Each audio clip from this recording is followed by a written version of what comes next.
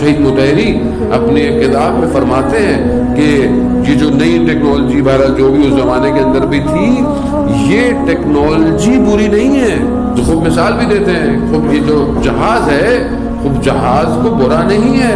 وہ یہی جہاز آپ کو مکہ مدینہ بھی لے کے جائے گا، یہی جہاز آپ کو کسی گناہ کرنے والی جگہ میں بھی لے کے جائے گا. اصل مشکل آپ کی اپنی ہے کہ آپ اس سے فائدہ کیا اٹھا رہے ہیں. کیمرہ برا نہیں ہے، کیمرہ آپ کی مجلس بھی دے سکتا ہے، آپ کے حرم کو بھی دکھا سکتا ہے، اور بھی چیزیں. لیکن اسی کیمرے سے اگر کوئی چیز غلط بنائے تو کیا کیمرہ برا ہے؟